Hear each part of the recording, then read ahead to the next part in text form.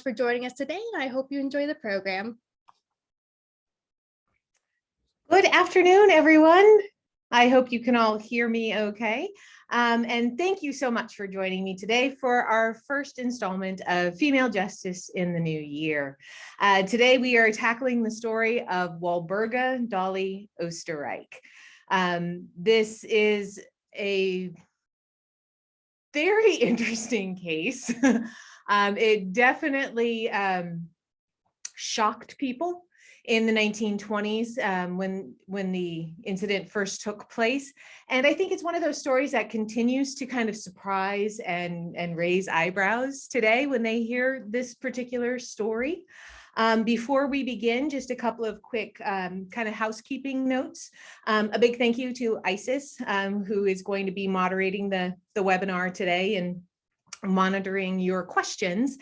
Please do ask as many questions as possible, or if you have any comments or anything you'd like to share, because I do like to make this as conversational as we can. So fire away. Also, if for any reason you need to leave during the program, rest assured that if you've signed up on Zoom, you will have a link to the video of today's talk sent to you. So you should be getting that probably sometime tomorrow if you need to step out. Also, lastly, expect in your emails tomorrow, or if you're watching on Facebook Live this afternoon, you'll be receiving a evaluation link. It's super important to us for you guys to fill those out, just so we know how you are enjoying the programs, or if you're not enjoying the programs, what things we can do to help improve. So thank you all very much for watching today, and we'll go ahead and dive on in. So this story actually took place 100 years ago this year. And it's one of those stories that I think, especially in terms of how the Female Justice series has been structured, with that bigger overarching question of how important is a woman's reputation to the judicial system. Reputation plays a big part in some of the events that took place in this story. So I want you guys to be thinking about that quite a bit as we go through. With a lot of cases in the 1920s, the original court transcripts and things are no longer around. So I really pieced the story together using a variety of sources. So we have everything from newspaper accounts of the day to some contemporary writings. Again, this story has kind of fascinated many. So there are podcasts and blog posts on this story, as well as there was a made-for-TV movie starring Neil Patrick Harris. I believe in the 90s. I can't speak to how good that particular made-for-TV movie was, but there are certain aspects of this story that I think continue to kind of capture popular imagination. So with that, let's go ahead and dive on in to the story of Walburga, Dolly, Oesterreich. And this story really gets started late in the evening on August 22nd, 1922. The police are called by a neighbor to the home of Walburga, who you see there on the left, more popularly known as Dolly. So I'll continue to kind of refer to her as Dolly throughout the program, and her husband, Fred. Now, Fred was a wealthy apron manufacturer, and their home, which actually still stands today, is located at 858 North Andrews. Now this is Lafayette Place in Silver Lake. The police are called because the neighbors have reported gunshots. And so when the police finally arrive with newspaper men in tow, because this is the 1920s and that commonly happened, the neighbors have actually already made themselves inside into the house. They've already kind of let themselves in. And this is how the scene was described to the police by the neighbors when they got there. So when the neighbors first came into the house, they see Fred Oesterreich laying on the floor in the living room with a chair across his legs. The rugs and things in the room looked like they had been scrunched up. And there was a tablecloth that had been pulled down. Fred had been shot 3 times, twice in the chest, once in the head. And a reporter observing the crime scene found 4 shell casings near the body of a 25 caliber shell casings. And 1 bullet was later actually found lodged in the ceiling. So this led police to suspect that some sort of struggle had taken place. The neighbors also say that when they entered, they could hear thuds and the sound of like muffled screaming.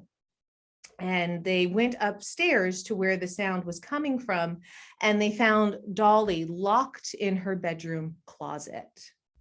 And this particular closet door, it didn't lock from the inside. You had to have a key, and it only locked from the outside. And that key was found in the hallway here. So when Detective Herman Klein, who's kind of the head detective for the Bureau at the time, arrives, he immediately starts talking to Dolly to find out what had happened. And this is Herman Klein that you see on the screen there right now. Dolly tells him the following story, that she and Fred had gone out with friends that night. And then when they came home that evening, Fred let her into the house, switched on the living room light, and she headed directly up to her bedroom. They had separate rooms. And when she got into her room, she turned on the light, and I stepped to a clothes closet to hang up my coat, she says, as was reported in the LA Times. I heard a noise in the front room and thought that my husband had slipped on the rugs. Just as I had placed my coat on a hook, I heard 3 shots. And as I turned to run downstairs, the door of the closet was slammed in my face and the key turned in the lock. Someone ran across the room and closed the bedroom door. I jerked my shoe from my foot and hammered on the door of the closet, screaming all the time for my husband. I don't know how long I screamed, but I did not hear any voices. Then I guess I fainted, because the next thing that I can remember was that the neighbors and police unlocked the closet and pulled me out. So the police, of course, are wondering, okay, this is definitely an unusual situation. They start asking Dolly, because he is a wealthy businessman, if he had any known enemies. They asked the neighbors if they saw any strange people around the house that particular evening. There had been reports in the neighborhood of burglaries and attempted burglaries. Dolly and Fred had also talked about previous attempts at burglary to their home. Nobody's really providing any information that leads to any other possibility other than it is a potential robbery. Now, this is part of the same article that appeared in the LA Times. Detective Klein and the other investigating officers late last night declared the murder to have been the work of 2 burglars. They stated that robbery must have been the motive behind the killing. It was learned from Mrs. Oesterreich that her husband almost always carried $300 to $600 in cash in his pockets. Quite a bit of money in 1922. When the body was searched, the police only found $3.10 in change. They did a complete check of the house. Mrs. Oesterreich says that nothing else is missing. Later, this is revised to say that a pocket watch of Fred's is missing, and it's pretty unusual in shape. It had like an octagonal shape, and it's gold. It was a very expensive watch. The police claim that perhaps the Oesterreichs surprised the burglars on their return before they were really able to get very far, and that a fight ensued, which ended up being the demise of Fred. Now, privately, Herman Klein is dissatisfied, to say the least, with this particular explanation. Just something about it doesn't quite sit right with him. So over the ensuing months, he tries to kind of dig up more information about the Oesterreichs. They had only recently, within the last 5 years, come to Los Angeles. And so Klein, I think, was inclined to find out a little bit about more about Fred and his dealings, and why perhaps somebody might want him dead. So the picture that you see on screen right now is a picture of the couple taken the afternoon of that murder. Fred and Dolly were Midwesterners, and like so many Midwesterners, Los Angeles kind of becomes this beacon in a way in the teens and 20s. Fred and Dolly were both born in Chicago. He was born in 1877 and Dolly in 1880. They both come from pretty working class families. Fred's father is a shoemaker. Dolly's father was listed as a plumber, but he abandons the family when Dolly is 8 years old. And she ends up having to leave school at 12 to go work, and she gets a job at a hat factory. Fred and Dolly met very young in life. She was 14. He was 17 when they first met in 1894, and they got married in 1897, just 3 years later. So Dolly was 17 years old at the time of the marriage, and Fred was 20. In 1900, Fred and Dolly moved to Milwaukee, Wisconsin. Here I was able to kind of find them. I'll just highlight their section here on the census reports of the day. Not the greatest highlighting job, but that's okay. So let's zoom in here so you guys can see that a little bit better. So there is Fred and Walburga. They have a boarder living with them, as well as Dolly's mother. And he is listed there as working as a shoemaker. You can kind of see on this side, on the farthest right side of the screen. So things actually do okay for Dolly and Fred. They're able to kind of get a nice little business for themselves going. They slowly are really improving their circumstances. Also in 1900, Fred and Dolly have a son born to them named Raymond on August 20th, 1900. And Fred's business is just constantly improving. He starts to kind of diversify. He opens he kind of adds to his line of men and boys hats, and eventually opens the Oesterreich factory in Milwaukee. And he begins to make aprons there. Soon the family is moving to bigger and bigger homes. And then in 1910, they face a bit of tragedy. Their son, Raymond, dies. It's reported in some newspapers that he had scarlet fever. So he passes just before his 10th birthday. It's said that after this event, Fred starts drinking quite heavily. He also joins the Christian Science Church, which causes a lot of conflict between Fred and Dolly. There are some rumors of Dolly having affairs at this time. So it looked like by 1918, they were just really looking to change things up for them. And so I think Los Angeles just seemed like a natural place to start over. So many people were coming here just for that reason at that time, to just kind of begin anew. And so Fred and Dolly do just that. They moved to Los Angeles in 1918, and Fred opens a factory out here. This is actually an ad for the Broadway department store. This was in the LA Times in 1922. I'll zoom in so you can see a little bit. Made in Los Angeles aprons. We are indebted to the courtesy of the Normandin Company and of the Oesterreich Company for being able to quote these lowered price items for Market Week. And so on the left-hand side, you can see some of the Oesterreich aprons. Now, as Klein's doing this digging, he sees that, okay, they've had some issues, but overall, things seem pretty normal in the Oesterreich household. They've had rough patches, but according to neighbors and friends, they didn't really fight much. They were doing very well financially. Just kind of as a side note, in the 1920 census for Los Angeles, they're shown to own their house in a very affluent neighborhood at the time. They have film directors and things as neighbors, and their house is owned free and clear while everybody else is still carrying mortgages on their homes.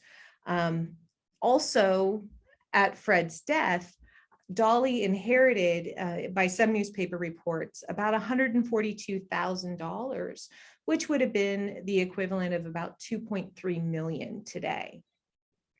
So they're doing okay. Klein, again, still has this kind of nagging feeling about things, however. And so he keeps bringing Dolly in for a few months into the station. He wants to go through bank records, business statements. She always agrees to come in, and she's often accompanied by this gentleman, Herman Shapiro, who is acting as her lawyer.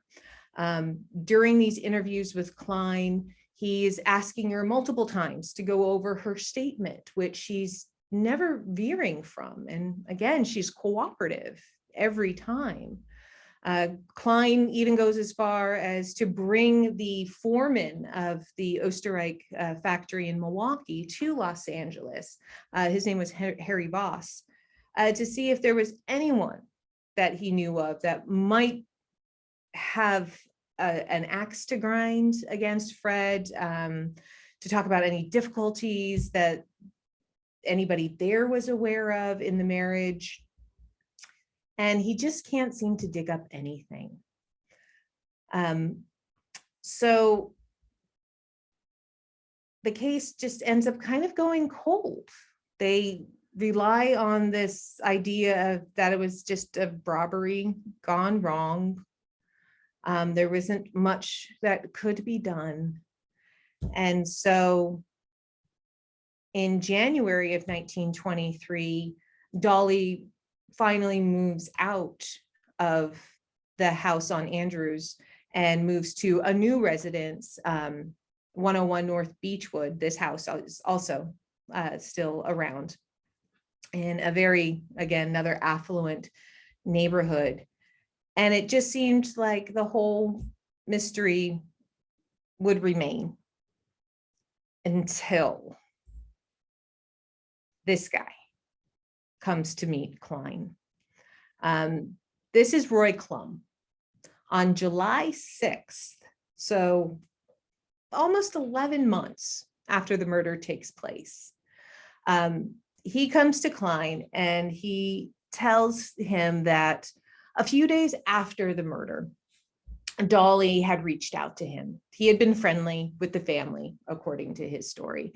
They had helped invest in a movie that Roy was looking to make. He was a low-level actor. I don't know if anything he actually ever produced is still around anymore. That they had been on friendly terms, and that Dolly had reached out to him because she had a .25 caliber pistol that she wanted him to dispose of. And so he does. And he says that he took the pistol to the La Brea tar pits. This is actually an image of the La Brea tar pits from the museum's collection, around the time that the murder took place. So you can see at the time, the tar pits are these very open areas. So anyone could go anytime, day or night, and dispose of things, I think, without much question. He then takes the police out to the tar pits to show the area in which he tried to dispose of the weapon. And they just so happen to find a pistol, or parts of one, I should say, wrapped up in a handkerchief that is a .25 caliber weapon. And so the problem with this particular weapon is that the serial numbers have been filed off. So you can't quite determine ownership, how it got there. You have this one person's story. But then lo and behold, another guy comes forward, Mr. J.E. Faber. He and his wife go to the police and say that, hey, they too also had Dolly approach, and they were friends of the family. And that she also asked them to get rid of this weapon, which they did. And he and Klum both tell the police that at the time when Miss Oesterreich gave the pistols to them, she gave it to them stating that she thought it was best that the pistols be removed from the house for fear the police might suspect her if the weapons were found. We have a question from Alan. He wants to know if the weapons were automatic or weapon, perhaps both weapons. Yeah, yes, they were. And then I just have a fun comment from Misty. She looked up $300 in 1922, and it's the equivalent of almost $5,000 today. So the dude walked around with at least $4K in his pockets. Yeah, it's pretty insane to think about, you know. So this is also, I think, to just kind of establish like how wealthy they were. So that's a lot of money to be just walking around with. So these pistols are handed over to the police. Now, the Fabers had actually buried the pistol that they were given, and it was very, very corroded in this 11-month time span. And so they, again, can't quite match these weapons as being the murder weapons, but they are of the same caliber. And so with this new information, Klein decides he has something now to arrest Dolly for, because it feels to him like she's trying to get rid of evidence. So he goes and has her arrested at her Beechwood home on July 12th, 1923. So here's a picture of Dolly as she's being kind of held in county jail. So Dolly, of course, is very upset when this happens, and she immediately hires a criminal attorney, Frank Dominguez. And also on the evening that she's arrested, she calls her other attorney who was hanging around, Herman Shapiro. Now, Shapiro, it seems, has also been living with Dolly. He admits to the police that he's been living with Dolly at her home in Beechwood, on Beechwood, since January of 1923. And when he comes to visit Dolly, the police also notice that he's carrying a pocket watch. That's rather unusual in design. Very similar to the one that Dolly said was missing. And so they begin to interrogate Shapiro about this. And Shapiro basically tells them that, yeah, she said she found the watch as she was packing up the house on Andrews Place where the murder took place. And that she asked him what she should do with it, because she had thought that the watch had been stolen. And he said that she wanted to give the watch to the police, but she said that it was her husband's and that he had paid for it and that she would inherit his estate. And so I advised her to retain it. And then he goes on to later state that he told her, you know, if you're determined to give it away, give it to me. I have a birthday next month and I would appreciate the watch as a gift. She let me have it, and I had my initials engraved on the back. So it seems that Klein bought into that story.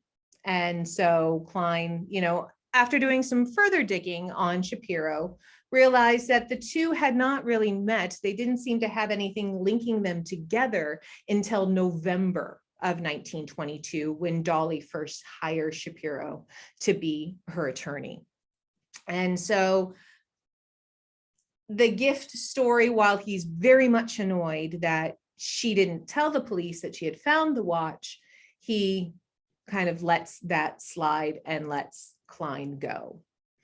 But Dolly is still being held for the possibility of trying to destroy evidence and having herself connected to the crime.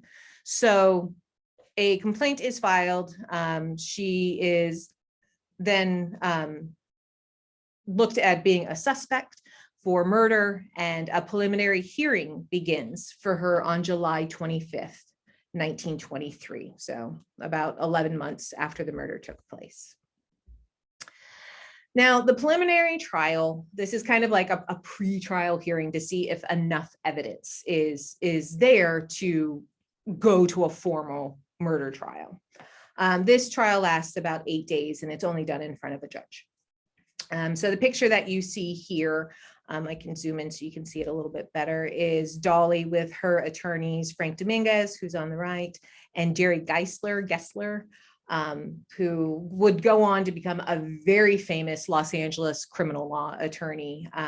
He later defends Charlie Chaplin, Errol Flynn. He also defended Alexander Pantages in his rape trial, which is also a former female justice story. You can actually see a recording of the talk that Paul gave on that on our YouTube channel. So this is them in 1923 on the way to the courthouse for the preliminary hearing. And not much new information comes to light at that hearing, except for a couple of things. Dolly's attorney, Frank, does suggest that perhaps Klum and Faber had a motive for going to the police about the story of Dolly asking them to dispose of the guns. They both, it seemed, owed her several $100s. She had loaned them money and was in the process of trying to collect when they suddenly go to the police with these stories. Another piece of evidence that came to light but is stricken from the record by Judge Baird in the preliminary hearing, is that Dolly had an affair back in Milwaukee, a pretty serious one, with a young man by the name of Otto Weir. I'm going to just take a little snippet, read you a little snippet from that.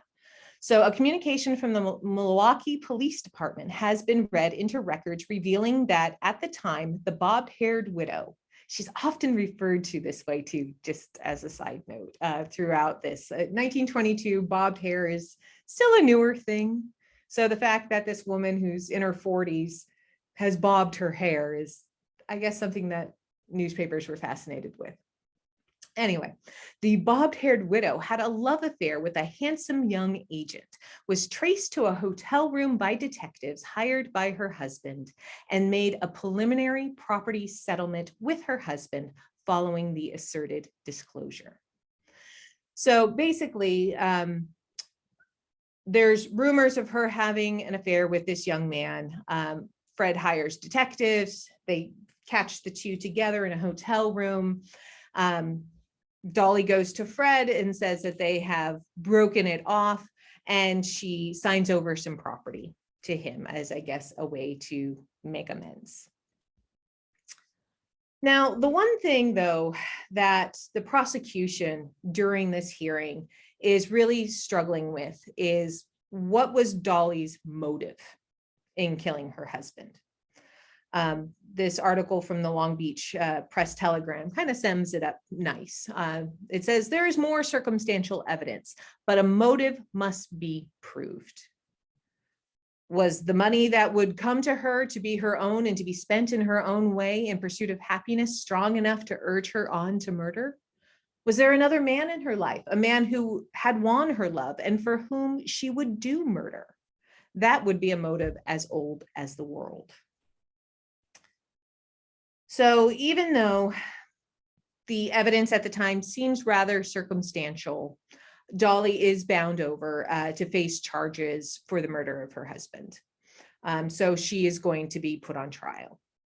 She remains in jail until the end of August, when her attorneys make a plea that she is just too ill to remain in jail. Now, this is kind of strange. Most of the time, people who are accused of murder are not allowed out. They don't get bail or bond. Dolly's attorneys make a very big deal about the conditions in the jail, in the city jail at the time, that there's rats and rodents everywhere, that it's just horrid conditions. She is near death. And so she is actually released on a $50,000 bond, which again, astronomical sum of money at the time. And then what gets even stranger is that there are a series of delays. 10 times her trial gets postponed for various reasons. Her attorney's sick, Dolly's sick, the attorney's wife is sick, the DA has some issues. Things constantly are getting postponed. And then on January 15th, 1925, so about a year and a half since she's been arrested, 2.5 years since the murder took place, Dolly is released.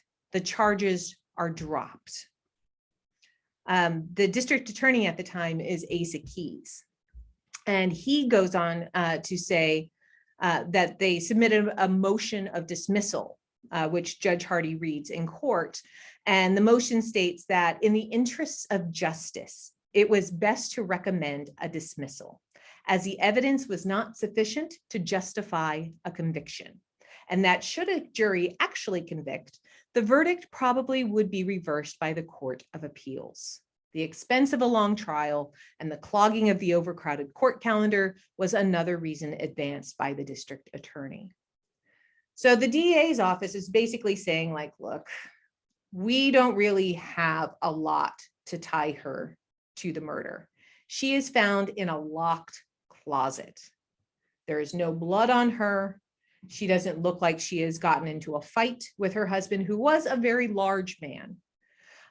So they just can't figure out a way to say she did it. And so over the next few years, things actually kind of remain relatively quiet for Dolly until 1928. So Dolly, it seems, in early 1928, is having a little bit of a squabble with her live-in boyfriend, Herman Shapiro. They had, or I should say, he had on her behalf been making some investments for her. And it seemed that things weren't going well. So in January of 1928, she asks for a dissolution of a joint business venture, the Automobile Loan Corporation. And she also asks for an accounting of all the monies that he has spent on her behalf. The complaint on file yesterday recited that for several years, Shapiro had been investing the widow's money. She was left in a state of more than $100,000 by her husband's death in real estate and in automobile accounts. The suit filed by attorney Ivan Miller asserts that Shapiro failed to account to Mrs. Oesterreich for the principal or the profits of his various transactions, and she asks for a dissolution and an accounting. So all does not seem well in Dolly and Shapiro's world. And then 4 months after this particular suit between Dolly and Shapiro, a civil suit is brought against Dolly for the amount of $300,000. And it is for alienation of affection. This was a lawsuit that up until 1935, you could bring in the court. So if your spouse was stepping out on you, you could legally sue that person for breaking up your marriage. And it just so happened that a woman by the name of Genevieve Hedrick alleged that she and her husband, Ray, had been happily married for 12 years until Dolly showed up on the scene. And she began plying her Ray with liquor and showering him with money and gifts. And Dolly actually later countersued Genevieve's mother, Josephine Stanton, who had accused her publicly of making threatening phone calls to the house and threatening Genevieve. So Dolly countersued for $500,000 because it caused her to be interviewed by the police and ruin her name. Genevieve's husband, Ray, also files a cross complaint against his wife that he demands a divorce decree on the grounds of cruelty, which is unusual for a man to do at this time. He alleges that his wife is abusive. She often kicks him, punches him, and calls him names like Dutch blockhead. Now, it seems that these suits were eventually dropped or settled out of court. I did, however, find in the 1930 census, let me just highlight here so you can see. The first highlight I'm doing, oops, oh, that was terrible. Sorry, guys. The first highlight there is for Ray. And this next set, I'll zoom in so you can see a little bit better, is for Walburga. They are living next door to each other in Beverly Hills. And at the time, you know, Dolly is listed as a widow and Ray is listed as divorced. So now when you think that all of Dolly's legal problems are over, there is a twist. On January 27th, 1930, so now we're almost 8 years after the murder took place, the Los Angeles Evening Express is running a series of murder mysteries of Los Angeles, crimes that haven't been solved. And they revisit the 1922 murder of Fred Oesterreich and Dolly being locked in the closet.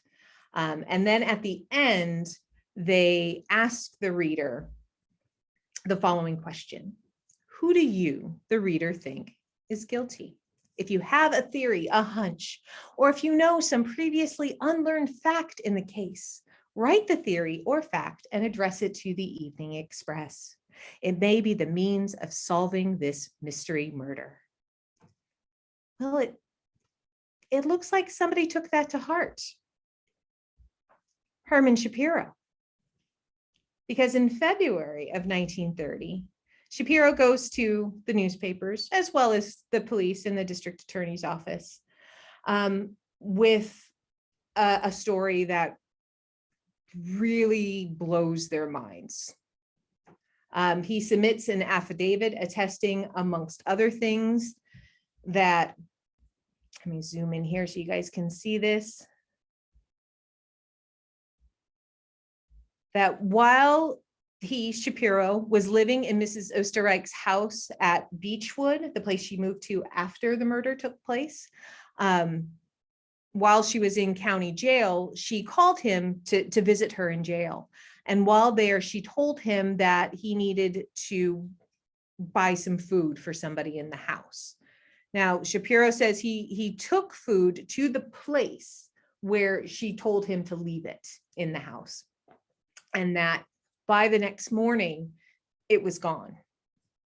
Now, this must have seemed pretty weird to Shapiro, since he's living in the house, the fact that he places food somewhere and it disappears. And that another time when he visited Dolly in jail, she began becoming very emotional. She's crying, she's getting very upset, and she just kept repeating, "He's there, he's there." And then Shapiro says Dolly starts telling him this story of her vagabond half brother who has been living in the house for quite some time, that he lived in a secret compartment of the house on Beechwood. And he says that she told him that the man had also occupied similar secret rooms in other houses that she lived in, including the one on Andrews Boulevard where the murder took place.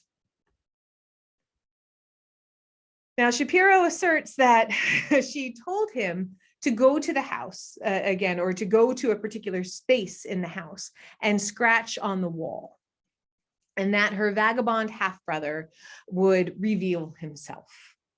And Shapiro says that he went and did that, but he started getting a little nervous about getting close to the wall and scratching on it. So instead he whistles. And then a secret panel opened and a man stepped through and said, "Hello, Herman. Don't be frightened of me. I won't hurt you." And that person was Otto Weir, AKA Otto Sandhuber, AKA Walter Klein. In the affidavit, Shapiro goes on to say that the two men started talking. He was taken aback that Otto knew who he was automatically. He says that Otto says that he actually got to know the movements and voices of most of Dolly's visitors, and that he had actually been living in the Oesterreich household for the last 10 years.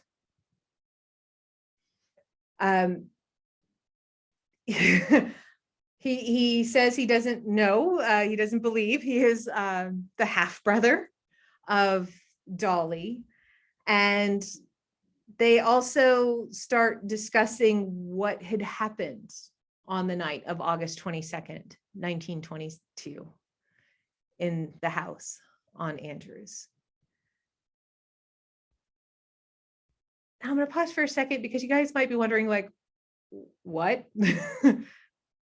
How does somebody live in a house in secret?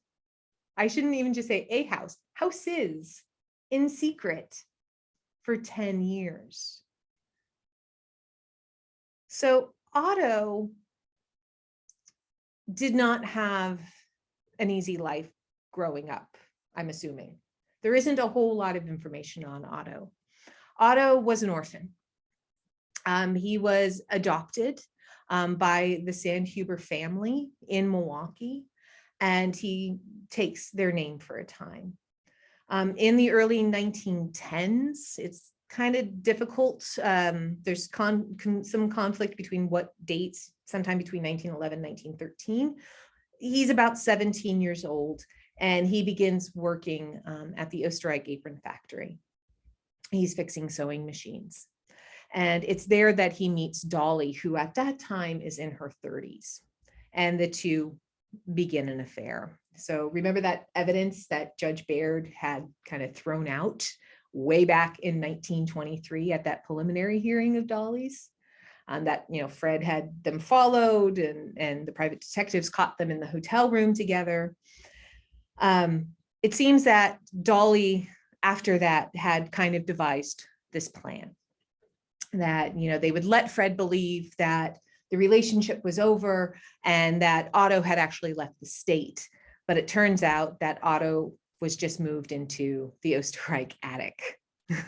And that was also done to kind of avoid raising suspicions of the neighbors and things, of seeing this same young man regularly visiting the house.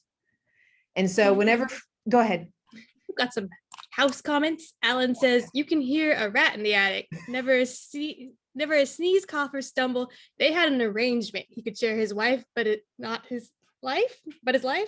I think there's a little bit missing from that comment. Yeah." And then Ruth asks, "Should we all be looking for secret rooms in all our houses?" It might be a good idea.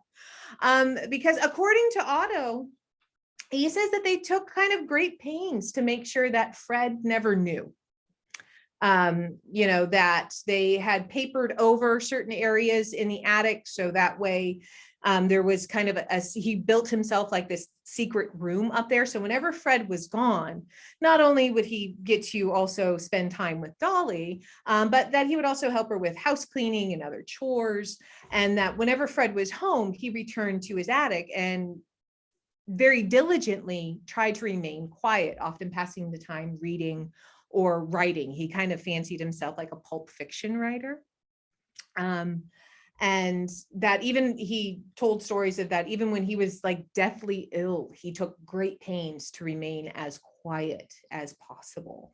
Also, they said Fred was a heavy drinker and he's a businessman and he's traveling quite a bit and he's not necessarily home a lot. So maybe Dolly was able to just kind of brush off any sounds that maybe were heard. Who knows? So in Milwaukee, after Otto moves in, the family moved at least 3 times into larger and larger homes. Also, they start having separate bedrooms, Fred and Dolly. And when they decided to move to Los Angeles, Dolly took great pains to find a place that had an attic / kind of crawl space, storage space in the house. So she actually sent Otto ahead to Los Angeles once they purchased the place. As they were packing up things and preparing for the move from Milwaukee, he installed himself in the house. And so he moved in before they did. And even stranger still, after Fred had died, Otto moves with Dolly to the Beechwood house and continues to live in the attic, unbeknownst to Shapiro, supposedly, and everyone else.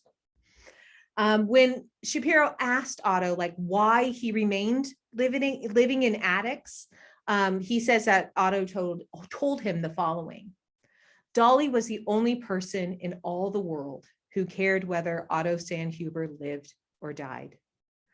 I just had to be near her, and I chose the only way I knew to accomplish that result. So you also have somebody who is not in the best frame of mind. He was 17, thereabouts, 16, 17, 18. When he meets Dolly, he's very young. He's never really had a family. Dolly has lost her own son. The marriage is questionable, I think, at best. So you have all of these things kind of coming together that allows for this situation to happen. And so, question. Yeah. Alan would like to know if you were able to find any of his writings. No, there in one of the newspapers, it states that he did have a story published. He didn't publish under his own name. That was called Murder Will Out, of all things. But I haven't been able to find any of his writings. But if someone does, please let me know. So based on all of this information provided to the district attorney and the police, they order the arrests of Otto, aka Walter Klein, and Dolly, and they're arrested on April 7th, 1930. And at first, Otto kind of denies this stuff, and he says, "Oh, no, I'm not Otto. I'm Walter Klein."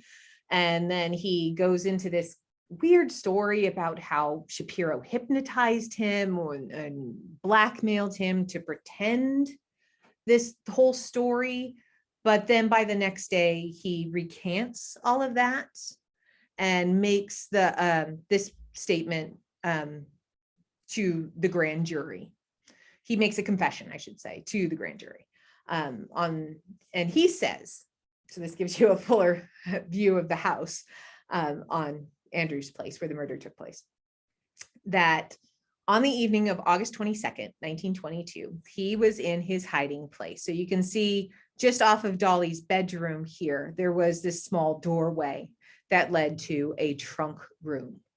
And that he created this like little false removable panel that was tucked back in to another room space that he set himself up in. So no light, light could not be casted out. He had an electric lamp in there. He had a foot warmer, a mattress, toothbrush, buckets of water. So things that he needed, I guess, during the day or anytime that Fred was home. So he claims he's in his cubby hole, as he called it, when he heard Dolly and Fred arrive home that evening, and that he heard a terrible fight break out between Dolly and Fred, and that he was afraid for Dolly's safety. So clad only in his pajamas, he grabs a pistol, his 25 caliber pistol, which he kept with him in his little attic space, ironically, in case of burglars. Because he said he himself scared burglars away from that house at one point. And so he came down from his space down the stairs and confronted Fred. And he said that when Fred saw him, that he was shocked and confused and said to him, "What are you doing here, you dirty rat?" And that the two men struggled. One shot went wild, landing in the ceiling, and the other three hit Fred. He also claimed that it was his idea, Otto's idea, to make it look like a burglary gone wrong. And he was the one that locked Dolly into the closet. And then he went back to his hiding place, knowing that neighbors would be alerted, police would be called. Now, the interesting thing about this is that when this actually goes to trial in June of 1930, Otto gives a different version of events on the stand. I'm going to read a little bit of what he says took place. "I was sleeping in my cubbyhole on the night of the murder when I heard the Oesterreich, come home." So again, same situation. And then he says that, "I heard her come upstairs, Dolly, and then that there was an awful sound downstairs. And that he heard Mrs. Oesterreich hurry downstairs, and that she came back to her clothes closet and she was whimpering. Then I heard a strange step, slow and steady, come up the stairs. I heard whispering in the closet." So he begins to scratch on the wall, which bordered her bedroom, but she didn't answer. And then he scratched again, and she said, "Be still. Do you want to have me killed?" He then says he was locked in the garret all that night, the next day, and the next night. And then finally she came up and scratched and let me out. She was crying. "Fred is dead." And I said, "I told her I knew it." She then said, "And I've got you on my hands." So he claims that he couldn't have committed the murder because he was locked in his cubbyhole the whole time. And he also, during testimony at the trial, tries to point the finger to someone else. He says that about 2 months before the murder, Mrs. Oesterreich, her visits with him become fewer. And the man in the garret, this is how Otto is often referred to as either a Batman in the attic, ghost of the garret. You'll hear those throughout the trial. He would often hear voices of Roy Klum, the guy who went to the police back in 23, saying that Dolly asked him to dispose of a weapon.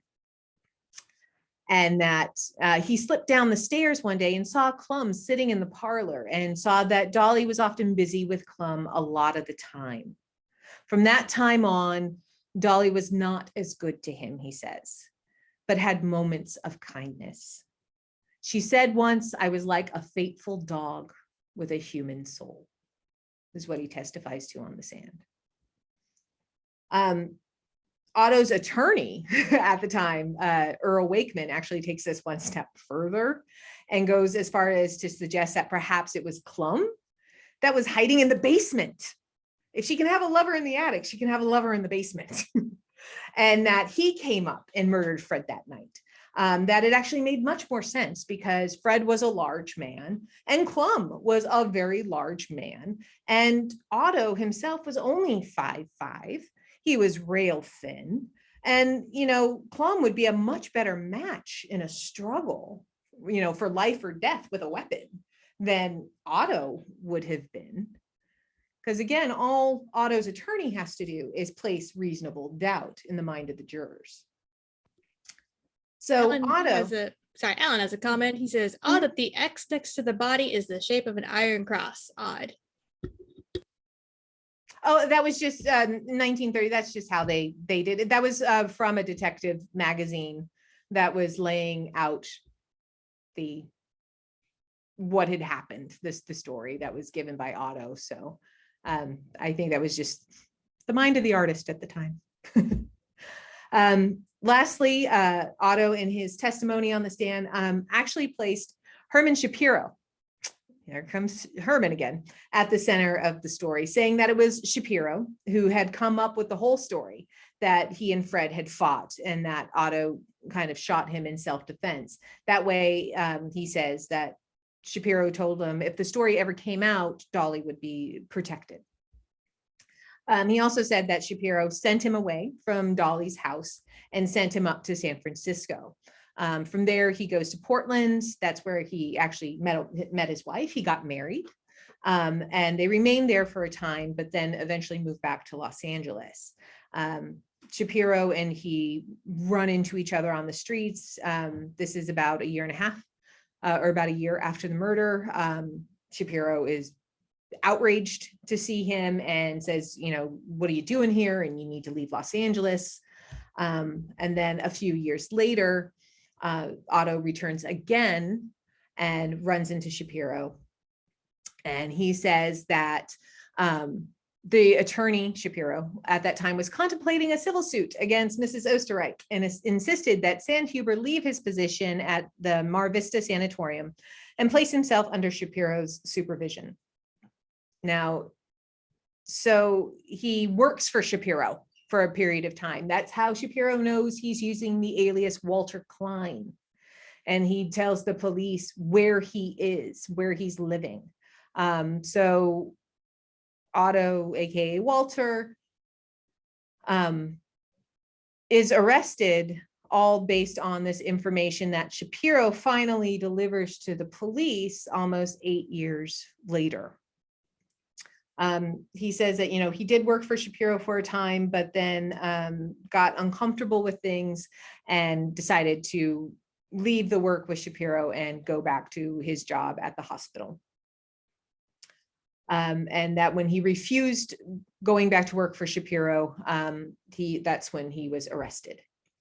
Now, Shapiro denied that that it was his decision to have Otto come work for him, that actually it was under Dolly's orders that Otto worked for Shapiro at the Otto Loan Enterprise, the whole situation that Dolly sued Shapiro over back in 28.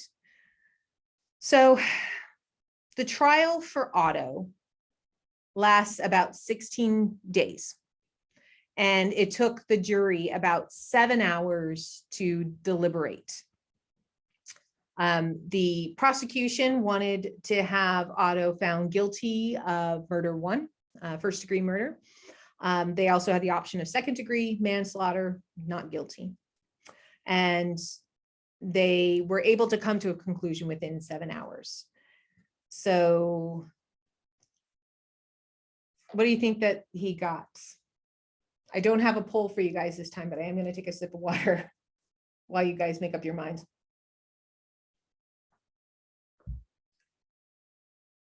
Well, the jury didn't quite believe Otto was locked into his closet the whole night, the evening of the murder. They did find him guilty, but they only found him guilty of manslaughter. They actually, they give a little breakdown. The jury was made up of 6 men, 6 women.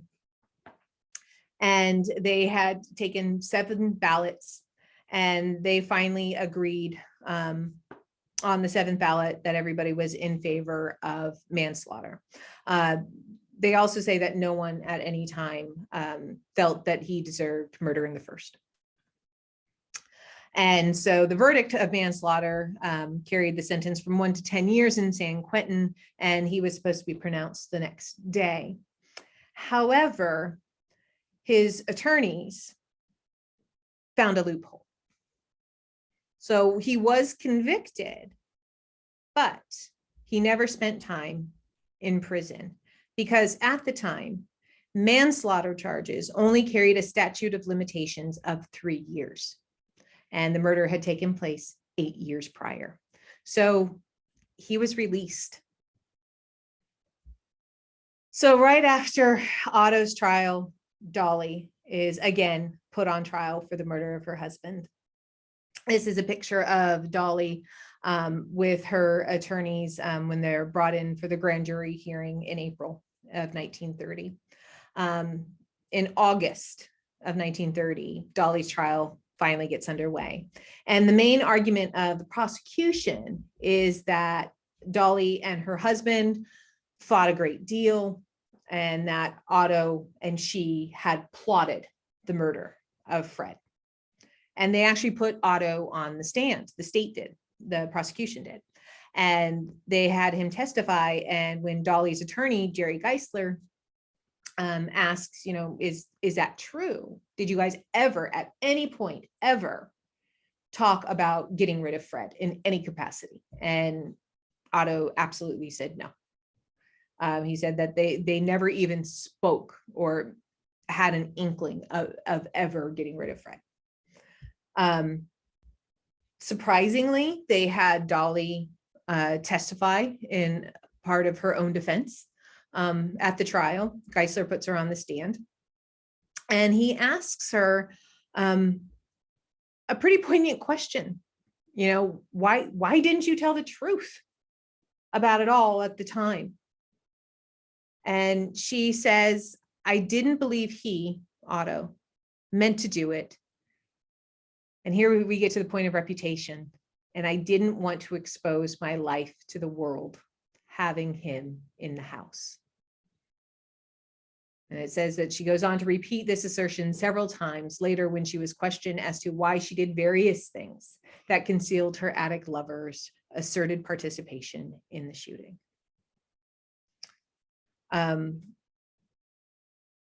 When she was first way back in 22 and 23, when she's being questioned about the burglary, Otto asked her at one point, are you going to stick to your story about the burglary?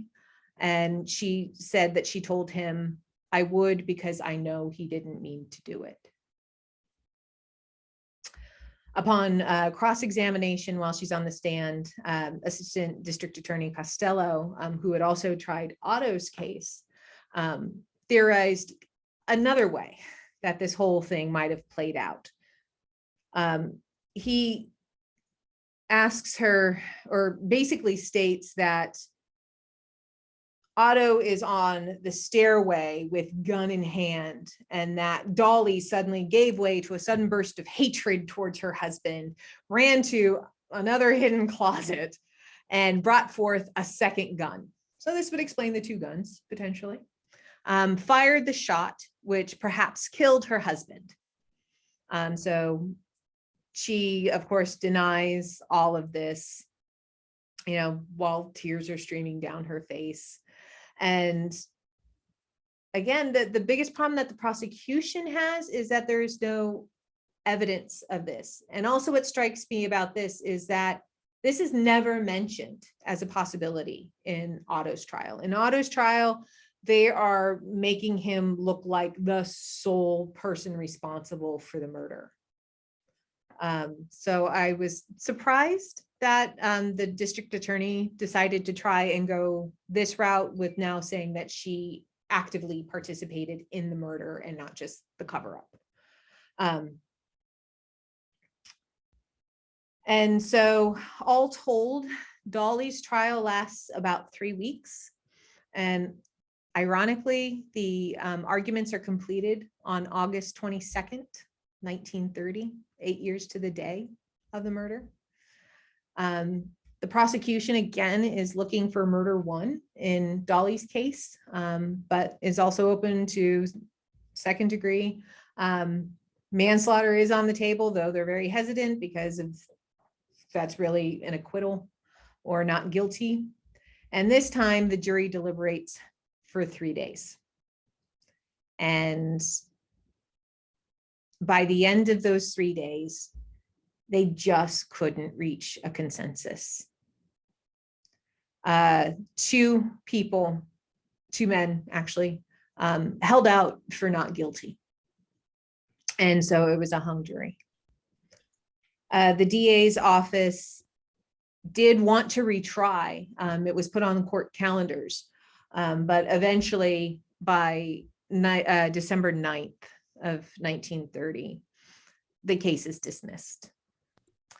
Basically, during that time from the end of August to December, the district attorney's office, they're just trying to gather any other evidence to be able to bring to trial, but they just couldn't find anybody else to come forward or find any other way to tell this story. And so since they weren't certain of getting a guilty verdict, they decided not to pursue another costly trial in the county. Tracy says, wow, so interesting. That is a hung journey. And then Ruth says, but really, no evidence. Plenty of speculation, but no evidence. And Joan or Joanne, maybe Joan, I'm familiar with the case and, in my opinion, Dolly skillfully manipulated Otto into committing the murder. She was culpable, and it is too bad that there was insufficient evidence to convict her. Yeah, I mean, yeah, she definitely, whether or not they had plotted, that is a question mark. If he just reacted, thinking that there was some sort of fight and he was going to protect his girlfriend, what she is definitely guilty of is covering up, not coming forward. She is now kind of an accomplice after the fact. But also, so is Shapiro. He sat on this information for years. Nobody was coming forward in this. You could say Shapiro at the time was her attorney. There is client attorney privilege, but he wasn't Otto's attorney. And he says that his whole affidavit is about the conversation he had with Otto back in 1923. Ruth comes back with a all caps exclamation point speculation. Again, that because the arrests in 1930 only happened because of Shapiro's statements. Otto confesses to the grand jury that he committed the crime, 8 years later, after he's married, after, maybe Dolly did hold this mysterious spell over him. That is possible. People do crazy things for those they love. Maybe that was the circumstance. Interestingly, also, over the next several years after this case is ended, Dolly and Shapiro continue to kind of duke it out in the courts, suing each other multiple times for various things, claiming the other is making death threats. They just can't seem to leave each other alone. There's one article in 1935 where the district attorney's office is basically like, all right, guys, leave each other alone. And I couldn't find any further disputes between the two by the 1940s. So it seems that by the end or by the 1940s, things kind of settled down between the two. On March 25th, however, in 1961, we're going to fast forward, just my little kind of epilogue to the story. Dolly does marry again to Ray Hendricks. the guy that she was accused of in the alienation of affection suit way back in 1928. He had been acting as her business manager for the last 30 years. And they had been living with each other by at least the 1940s, if not earlier. They're listed together in the same household in the 1940 census. But approximately 2 weeks after their wedding day, Dolly died. And this is one of her obituaries. She will forever be known as the woman who hid a lover in the attic. She had cancer on her face. That's why you see her face kind of bound up in the photo as they're getting their marriage license. She was in very ill health by that time. And according to her will that she made in 1953, she left her entire fortune, her entire estate to Ray. And that kind of brings us to the end of the story of Dolly. Are there any other questions or comments? Yeah, Tracy wants to know, how old is she in this picture? Funny you should ask. In the LA Times, I believe it was, they made a kind of tongue-in-cheek remark where they said the bride who insists she's 65. She was more like 80 at the time of her death. All right, we have Sage saying, what an amazing sequence of events. Thank you for the excellent presentation. Thank you so much for watching, Sage. And thank you all actually for watching. We do have some other programs up on coming up in the next couple of months as we kind of figure out how to navigate our current events. Hopefully at some point we'll be able to get back in person, but for the time being, we do have a couple more Zoom programs. The one that we have coming up on February 19th, The Long Road to Freedom, Biddy Mason and the Making of Black Los Angeles, is actually also going to be joining our director, Paul Spitzeri, our 3 academics who work for the Biddy Mason Foundation. They're going to be sharing stories of Biddy Mason's life, coming to LA, her fight for freedom. She was able to win her freedom along with 13 other slaves in Los Angeles in 1853, and the impacts she made on the city during her time here. So that will be a really interesting talk, which I encourage you guys to come, or that one will be on Zoom because we are going to be joined by people in various parts of the United States as well as England. We also have, we are doing some in-person tours. The houses are open for public tours, though they are limited in number. This next weekend coming up, we are going to be doing some behind the scenes tours, which will be limited to just 10 people per tour. Each tour will happen at 12, 1, 2, and 3 o'clock on both those days, it's Saturday and Sunday. And also we always have our nonfiction book club. They are getting back into things next month on Friday, February 4th at 10 a.m. So hopefully we'll see you guys there for any of those programs. And again, if we have any last. We've got some questions and comments. Okay. Joan says she shaved years off her age, but then who can blame her? And well done. Tracy would like to know how old Otto was at that time. Let's see. Otto, by the time of the trial, he would have been in his mid to late 30s, early 40s by that time. His age is kind of questionable because he was an orphan, so he didn't quite know how old he was. Also, nobody knows really what happened to Otto. I should mention that. He, as far as I know, perhaps continued to live as Walter Klein, but maybe he changed his name again. He just kind of disappears a little while after Dolly's trial. And so I don't even know when he passed away, if he stayed married. There's really no records for him, unfortunately, in the historical record. Ruth says, what a wild ride. Thank you, Jenny and everyone. Thank you, Ruth. B. Schaefer says, Jenny, you did a great job presenting this with lots of pauses. You did a good job enticing us and to have us on the edge of our seats. Good, I'm glad. And then Jennifer says, nice job. Thanks, Jennifer.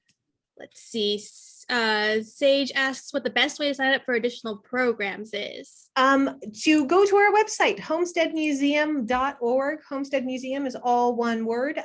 Go to upcoming events and you'll see a list of all the upcoming events that we have for January and February. And at the end of this month, hopefully I will have March events up there as well, where Isis will actually be giving her first Zoom talk. We're very excited about Tiger Kings and the different problems with running animal farms, circuses, zoos in Los Angeles in the teens and 20s. It's going to be a very, very interesting talk.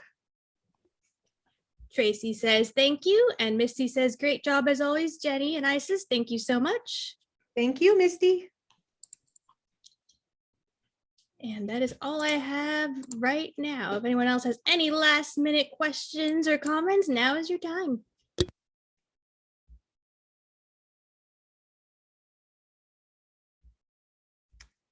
All right. If anybody also wants to ask any questions, keep the conversation going, has any other thoughts, you can always email me also at g.truelock, Truelock, at homesteadmuseum.org.